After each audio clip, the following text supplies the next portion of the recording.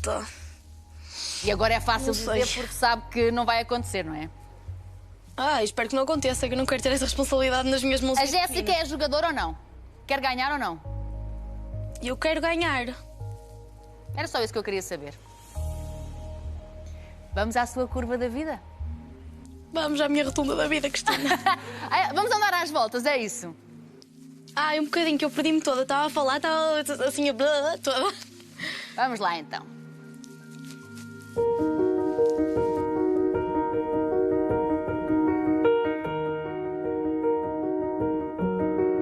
Eu nasci em 2003, aqui um 25/10. A minha mãe teve-me só com 19 anos e na altura em que eu nasci, o meu pai biológico já não estava junto com a minha mãe, então eu acabei por começar a minha vida um bocadinho sem ele. Mas no lugar do meu pai biológico tinha o Paulo, que até hoje é a pessoa que para mim representa melhor o que é ter uma figura paterna. E é a pessoa que mais me apoia na minha vida em todos os sentidos. A minha avó para mim sempre foi como uma segunda mãe e o meu avô para mim sempre foi como um segundo pai. O meu avô já era assim mais resingão, era assim alto, grande, muito forte e pronto, eu era a menina dele, era a netinha dele.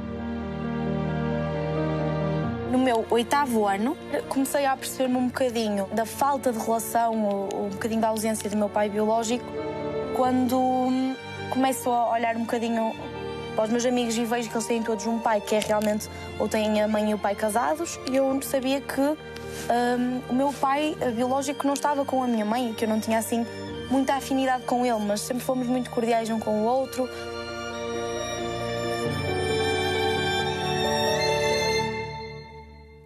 Para mim, o meu pai, que é o Paulo, né? Sei que isto pode ser confuso, ele teve-me sempre como filha dele, apesar de eu não ser de sangue. Em todos os momentos da minha vida, ou até mesmo quando ele e a minha mãe se separaram, ele podia simplesmente esquecer que eu existia ou algo do género, mas ele, mesmo agora, diz-me que eu sou mesmo filha dele e que nada disso mudou a nossa relação e que é literalmente mesmo o meu melhor amigo. E eu tenho muitas saudades dele.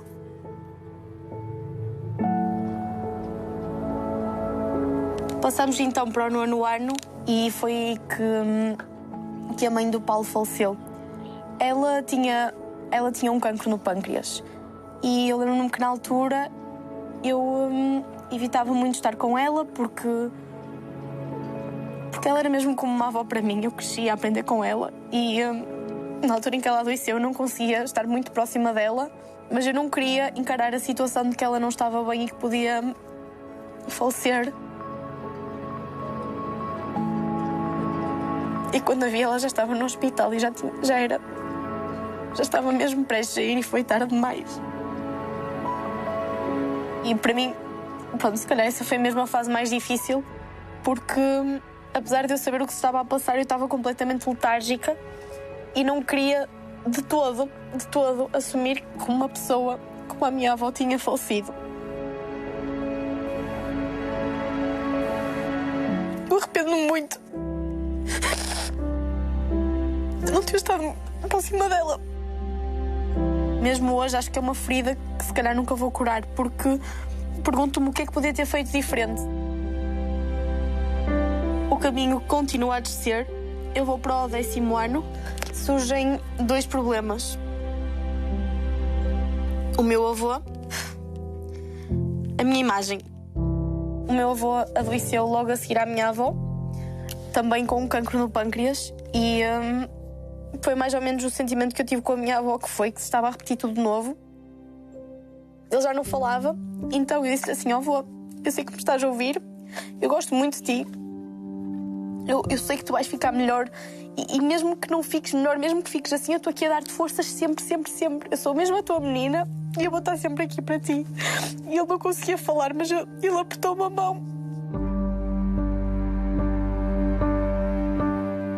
No dia seguinte, lembrei-me de ligar à minha mãe e perguntar como é que estava o meu avô.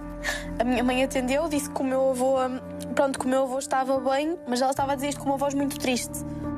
No fim do dia, eu descobri que foi exatamente quando eu liguei que poucos minutos antes o meu avô tinha falecido. Isto aconteceu, mais uma vez eu não estava lá e E ele agora já não está aqui, eu não... Foi também no 10º ano que eu comecei a ligar um bocadinho mais à minha imagem.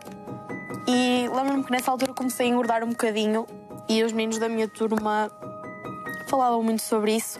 A Jéssica que anda a comer, nossa, Jéssica, estás mais gordinha, coisas do género. E eu sabia que logo por aí não gostava disso. Mas não mudou nada na minha alimentação nesse momento, eu continuei normal, mas lembro-me que foi uma coisa que me afetou muito e que eu fiquei muito triste. Mais para a frente me magoou mais. Entrei para a faculdade, aqui para a CESPO, que é mesmo ao pé de minha casa.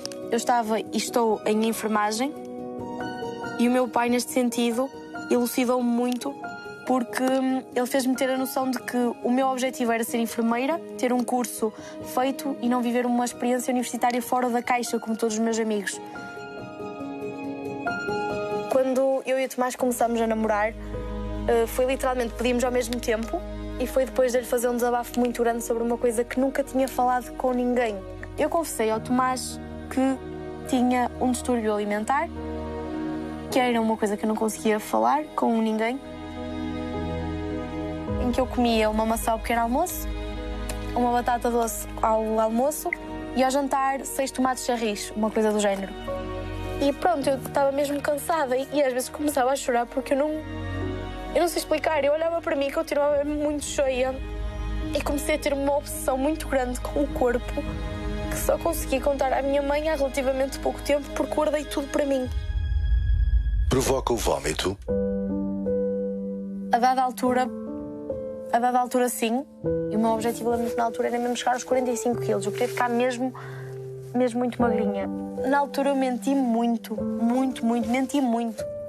A minha mãe perguntava-me, eu dizia-lhe que simplesmente era um novo estilo de vida, que eu estava super regrada. Eu lembro-me que eu queria juntar as minhas pernas e queria que elas não tocassem uma na outra. Era uma pequeníssima obsessão que eu tinha que já não tenho. Eu digo a toda a gente que me vou casar, que as pessoas não acreditam, mas é real, eu vou-me casar com o Tomás.